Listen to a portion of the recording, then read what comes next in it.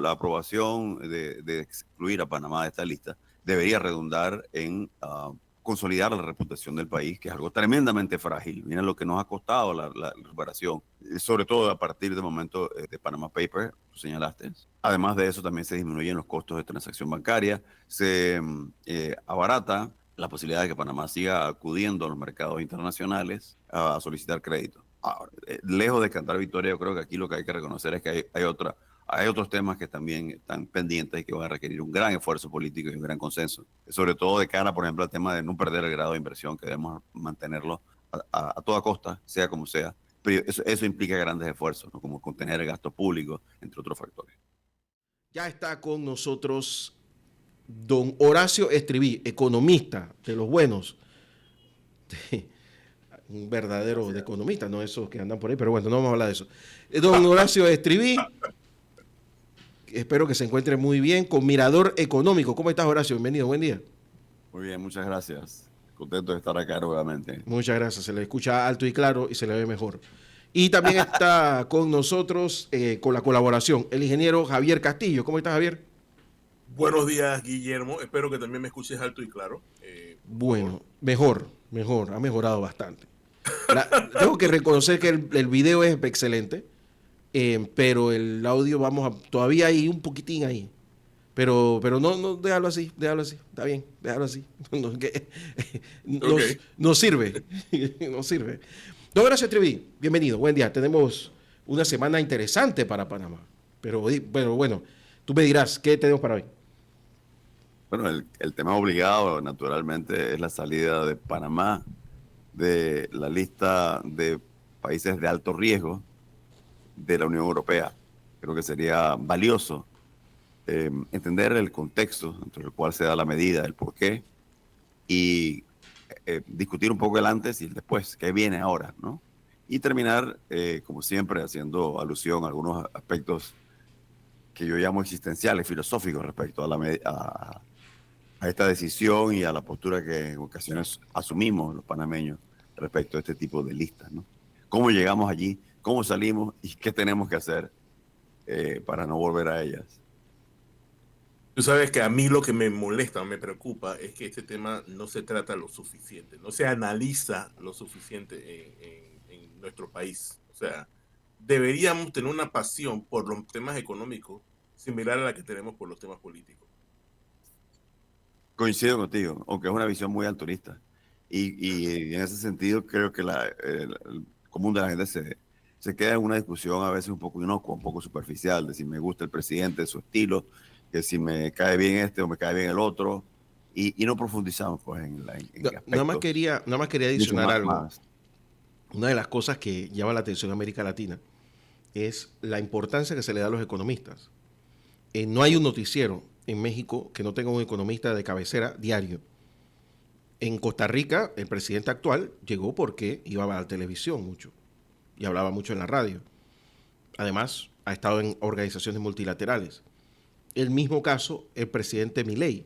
Milei era un tertuliano, pero digo, con un estilo un poco pintoresco, pero al final hacían unas batallas de economía. O sea, lo que dice Javier es completamente cierto. A mí me llama mucho la atención cómo Panamá entierra el tema económico.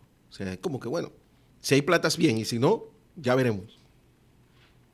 Sí, bueno, yo tengo una teoría muy particular sobre eso, y es que probablemente los panameños nos hemos sentido eximidos de la necesidad de profundizar en nuestros conocimientos económicos, por la sencilla razón de que nuestra economía es una economía relativamente sencilla y privilegiada, debo decir.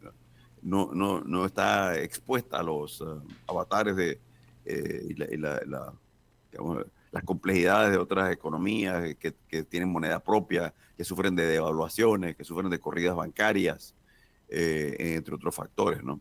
Eso podría explicar un poco. Sin embargo, coincido con ustedes plenamente.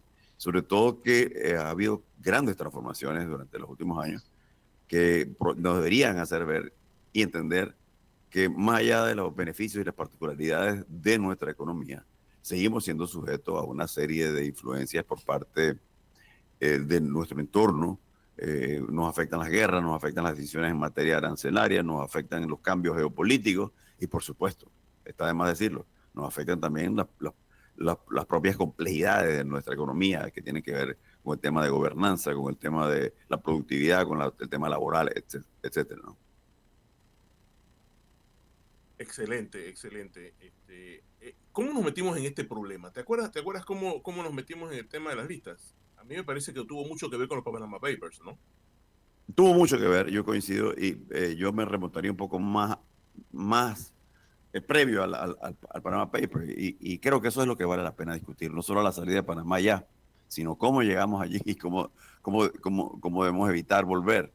Y creo que, y voy a ser muy crítico en este aspecto, en parte esto es atribuible a una visión de un grupo promovido por de abogados, no todos, abogados que sostenían erróneamente que eh, estas prácticas, si se hacen en Delaware, también se pueden hacer en Panamá, si las hacen otros países, ¿por qué nosotros no? Y lo escuché decir de abogados prominentes, y nunca se me olvida, decir más o menos lo siguiente: Panamá es una pequeña potencia porque tenemos el canal de Panamá, por ende se derivaba de allí que podíamos incurrir en ciertas prácticas que otros países no. Entonces yo creo que por ahí debemos empezar. Se sostuvo la tesis peregrina, a mi parecer, y totalmente irresponsable, de que como Panamá derivaba beneficios de la actividad del offshore, y podemos explicar rápidamente qué es, del registro de empresas offshore, que había que defender ese sector a ultranza y sin reparo de los impactos que esto pudiera tener sobre el país en general y sobre su economía. Y por ese camino fuimos trillando, transitando, a pesar de los consejos que dimos un grupo de personas que decíamos no pongan al país en riesgo, más allá de los beneficios que pudiera generar una actividad como esta, eh, pone en riesgo las otras actividades económicas, hasta que entonces surgió el Panama Paper, lo que nos dice a nosotros que, donde se expuso, no solamente el caso de Panamá, sino de otros países, pero indudablemente que Panamá se convierte en una especie de, como de víctima propiciatoria, ¿no? Propiciatoria. Panamá es un excelente ejemplo para darle golpe en ese momento a través del Panama Papers. Y todo esto nos lleva a una conclusión, y es que el riesgo no es lineal, el riesgo es exponencial. El riesgo no aumenta en forma sistemática, sino que un día explota y estalla una cosa, y eso fue lo que ocurrió con Panama Papers, que de paso nos colocó en una posición tremendamente desventajosa con respecto a la salida de estas listas, ¿no? Ahora, los que leímos los Panama Papers nos dimos cuenta de que no decía todas las cosas que dijeron después. O sea, a mí me parece que eso fue como un disparador para destapar lo que tú estás mencionando. Bueno, sí, sí, indudablemente, pero creo que el argumento mío es que ¿para qué exponernos a eso? ¿Para qué exponernos Exacto, a eso? exacto, exacto, exacto. No, Me no, queda no hay, claro, me queda claro. sí, y la razón ya la he tratado de explicar en forma muy somera, ¿no? Y es que hubo un grupo de profesionales convencidos, en fin, de que el país podía darse el uso de lujo de hacer eso y le convenía hacerlo. Cuando realmente le convenía era un grupo muy particular. Y lo discutían y lo sostenían y realmente se convirtieron en una carga para el país, aunque ellos no lo dijeran de esa manera. Si lo veíamos objetivamente, por intereses muy específicos, nosotros todos sufrimos. Porque esta es una carga. O sea, hasta yo entraba en reuniones a hacer una oferta de servicios fuera de Panamá y lo primero que me salían era y los Panama Papers. Sí, sí. Y fíjate que esto es importante porque al final nos va a llevar a una discusión de si, por ejemplo, Panamá debe jugar este rol que algunos señalan como una especie de policía tributario internacional. Yo he escuchado el argumento decir, bueno, ahora tenemos que convertirnos en el policía fiscal de países ricos. No tenemos que convertirnos en eso. Panamá siempre tiene la opción, y estos son los temas existenciales que como yo les llamo, que podemos y debemos discutir. Panamá siempre tiene la opción de aislarse, de convertirse en un país paria. Es decir, si Panamá quiere jugar en las grandes ligas, si Panamá quiere ser un país como lo ha venido siendo, que tiene una vinculación muy estrecha con respecto a los mercados de capital internacional, con los mercados bancarios, con la exportación de servicios, etcétera, etcétera. Si queremos jugar en esa liga, tenemos que ponernos el uniforme. Y no nos estamos obligados a jugar en esa liga, podemos jugar en otra. En una liga en donde podemos ser opacos, donde podemos ocultar información, donde podemos no ser cooperadores, y donde, bueno, evidentemente tendríamos que cambiar el modelo económico bajo el cual funcionamos. Ahora, este tema para salir de esta lista fue una gran lucha, ¿no? Sí, Lucha por sí. mucho tiempo. Yo creo que debemos hablar un poco sobre ese aspecto más mecánico, si se quiere, ¿no? Ya sabemos cómo llegamos y por qué llegamos a esas listas. Creo que valdría la pena discutir cómo salimos. Y el hecho es que Panamá, lo primero es hacer una separación conceptual, ¿no? La gente se tiende a veces a confundir. Una cosa es el tema tributario fiscal, que tiene que ver con las empresas offshore, que tiene que ver con la opacidad en cuanto al manejo de los tributos que se que generan algunos extranjeros que se radicaban en Panamá a través de la figura de estas empresas denominadas offshore, y podemos definir offshore una empresa que no tiene sustancia económica, que era un proceso expedito, que se registraba en Panamá, abrían una cuenta bancaria, operaban desde Panamá contablemente, más no desde el punto de vista económico, no había sustancia, no generaban ningún tipo de empleos, otro que el del abogado que los inscribía. Eso es lo que se definiría como una empresa offshore, y fue lo que generó este gran problema. Que de paso, alguien me decía, pero bueno, ¿qué tienen de malo las empresas offshore? Nada. Panamá puede seguir registrando empresas offshore, solo que bajo una serie de lineamientos y de parámetros que se denominan debida diligencia, que incluyen el registro de beneficiarios finales, etcétera, ¿no? Pero más allá de eso, eso es un área temática. El otro área, y es lo que más vinculado está con con Europa, en cierta medida. Y luego está el otro tema, que es el tema que relacionado con la prevención de los delitos relacionados con actos de terrorismo y con el lavado de capital, blanqueo de capitales, ¿no? En esta oportunidad, bueno, Panamá salió hace poco, en el 2023, de una lista que elabora el GAFI, que es el Grupo de Acción Financiera Internacional, y salió principalmente como consecuencia de la adopción de una serie de medidas y de normas que incluyen, entre otros, blanqueo de capitales, el fortalecimiento de la unidad financiera, el registro de beneficiarios finales, una serie de acciones de debida diligencia que deben llevar adelante los abogados que inscriben una firma para poder conocer la trazabilidad de los fondos que se generan, etcétera. Lo que ocurrió ahora es que la Unión Europea aprobó el tema relacionado con países de alto riesgo. Y en ese sentido sí hay una relación muy estrecha en ese aspecto, porque ambas listas tienen que ver con el tema del lavado de dinero, el financiamiento del terrorismo, la prevención, ¿no? Entonces, hemos salido de esa lista, afortunadamente, y parte, digamos, de la razón por la cual hemos salido es precisamente como consecuencia de haber sido eliminados de la lista en el 2023 por el Grupo de Acción Financiera, y ahora eso redunda en beneficio de Panamá porque hemos salido de una lista similar que tenían los europeos. Sin embargo, hay otras listas, y debo advertirlo con mucho énfasis, que todavía se mantienen y que creo que Panamá todavía forma parte, por ejemplo, de una lista bilateral con Francia, que tiene que ver, ese sí tiene que ver con temas de opacidad fiscal y que va a exigir que el país siga desplegando esfuerzos en el sentido de mejorar, por ejemplo, el intercambio de información de forma automática o por solicitud cuando un país requiriese información respecto a algún residente de ese país o de otros países desarrollados. ¿Tú crees que, o sea, yo siempre he tenido yo sí soy de los que estoy de lado allá, que pienso de que, por ejemplo, lo que nos pide Francia es un poquito injusto, porque nos está pidiendo, ellos están presuponiendo que pagar impuestos globales, la política de pago de impuestos extraterritorial, es algo que debe ser enforzado por todos los países. Eso me parece que es un tema muy de Francia. Ahora, nosotros no lo habíamos estado haciendo y ahora lo estamos comenzando a hacer, ofreciendo información. ¿O me equivoco? Bueno, sí, yo respeto tu opinión y tiene sentido si lo ves de una forma muy aislada. Dices, bueno, sí, en realidad eso no es un problema mío que el francés eluda, excepto que si utilizas Panamá como mecanismo de ilusión, entonces ya se convierte en un problema de Francia, ¿no?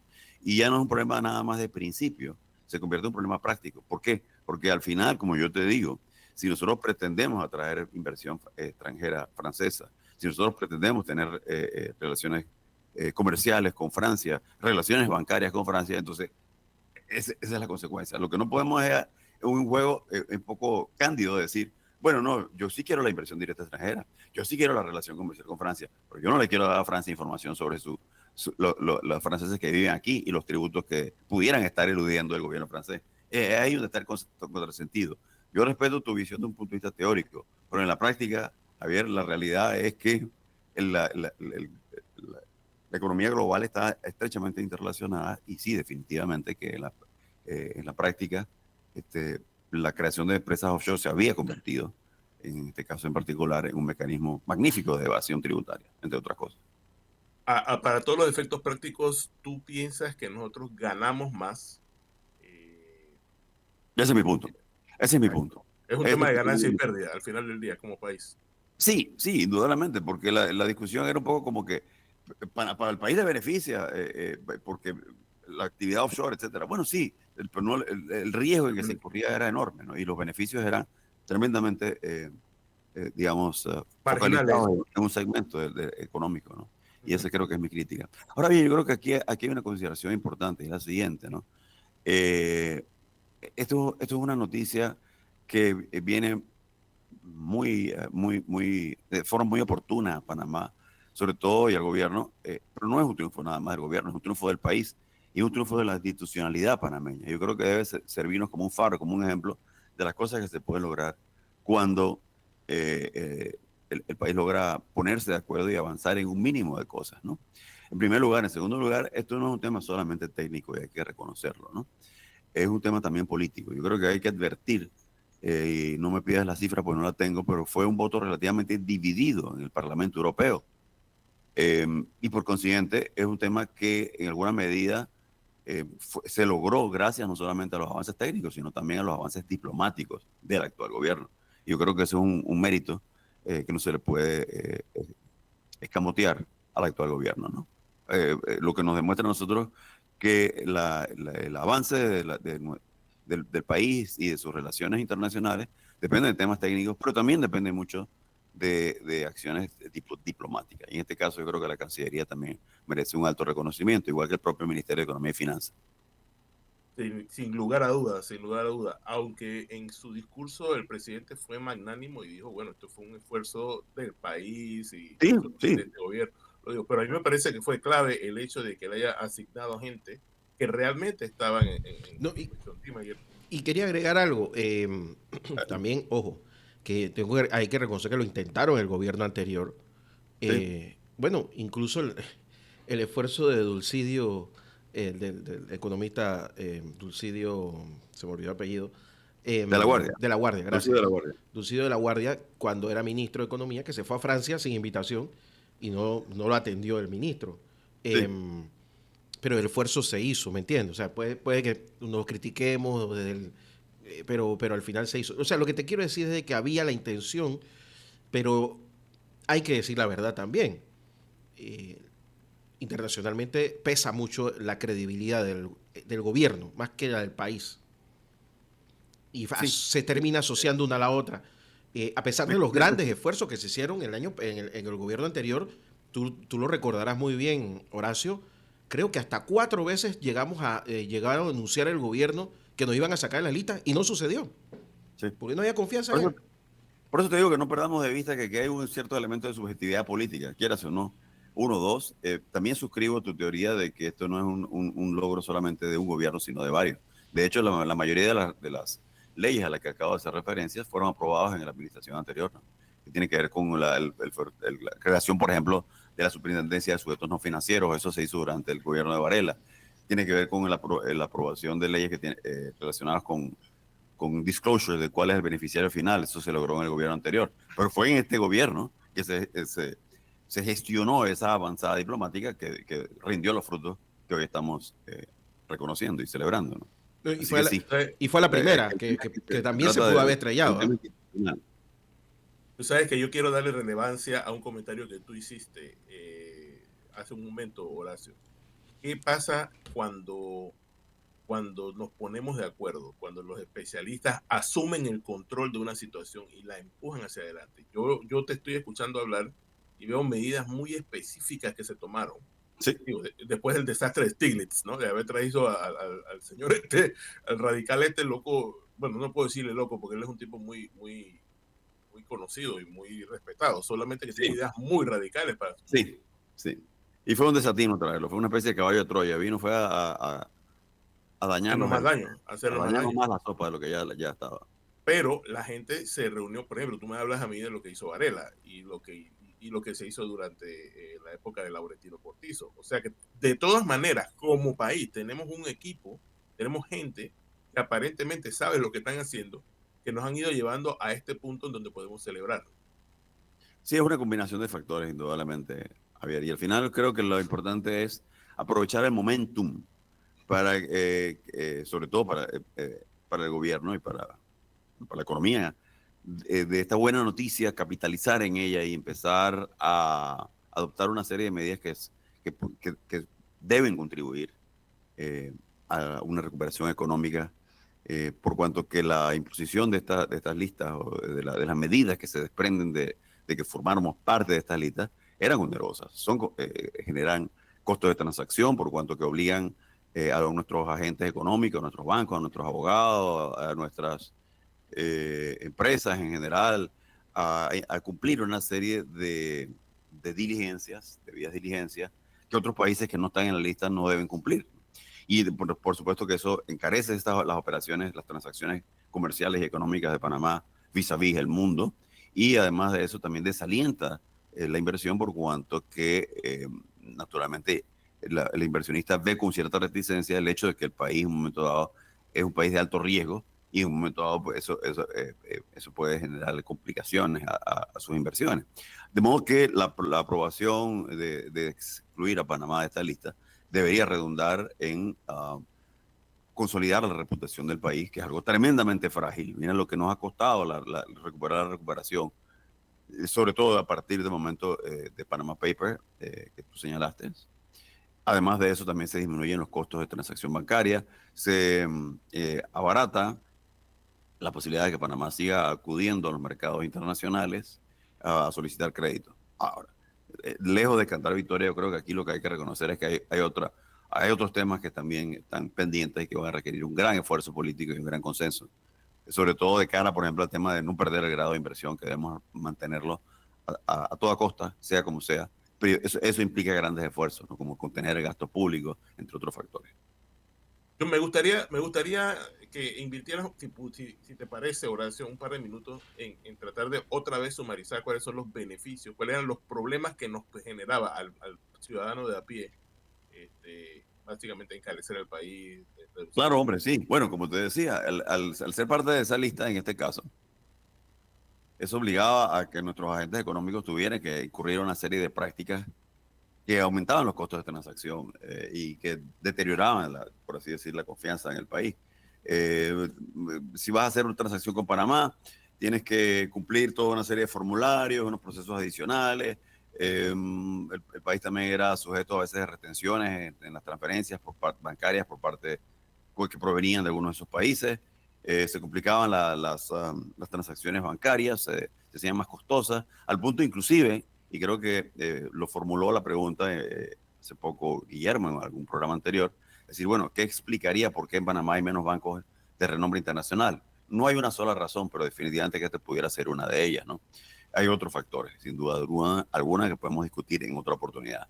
Pero esas son las consecuencias. Hacían incrementaban los costos de transacción porque obligaban al país y a sus agentes económicos a incurrir en una serie de prácticas adicionales que otros países que no están en la lista no lo requieren. Además, afecta su reputación, lo cual a veces es difícil de medir porque se trata de algo intangible, pero indudablemente que tiene efectos prácticos, ¿no? Guillermo, no sé si tienes algún comentario que quieras hacer en los últimos 2 minutos. No, uno final, no sé si vieron lo de Moody's, sé que hay calificadoras y bancos de riesgo o como otro tipo de organismos multilaterales que mensualmente dan su vuelta por aquí y preguntan el tema de la mina de Donoso. Me imagino que eventualmente también preguntarán por Boca del Toro, aunque yo tengo entendido que hay conversaciones avanzadas. Pero el tema de la mina de Donoso, sé de ambas partes que está pasando eso. El tema del tema del riesgo es frágil, ¿no? Sí. Horacio, ¿o me equivoco? No, es muy frágil. Es muy frágil y yo creo que esto es un aldabonazo, un signo de aviso de la importancia que tiene que Panamá evitemos las situaciones que se presentaron a toda costa, ¿no? Son tremendamente dañinas, lesivas para la credibilidad del país. Y queda muy claro a mi entender que tienen una influencia directa en la imagen que que se forman los inversionistas con respecto a Panamá. Los panameños necesitamos asumir nuestro destino con mayor seriedad, con mayor sobriedad. No podemos seguir en una situación en donde no debatimos, no discutimos con la profundidad necesaria y antagonizamos casi que como deporte nacional. Eso es algo que definitivamente va a lesionar los intereses, no de este gobierno, del país entero y de la sociedad, ¿no? Así es, así es. Bueno, Ahí te la pasamos. bueno, creo que me has explicado, mejor explicado no se puede dar. Gracias, Así que amable. le agradezco mucho. Don Horacio Estriví, economista con próxima, mirador hasta el próximo económico, te agradezco mucho. El domingo se sube a YouTube en Radio Ancon, así que no se lo pierdan. Te mando un gran abrazo, Horacio. Nos vemos la otra semana, ¿te parece? Saludos a Diego, a Javier, Guillermo, muchas gracias por el tiempo. Un abrazo grande. Y la colaboración del ingeniero Javier Castillo. Muchas gracias, Javier. Siempre un placer, Nos vemos la Guillermo. Hasta próxima. pronto. Hasta luego. Vamos a la pausa. Regresamos. Esta es La Mañana Ancon por Radio Ancon.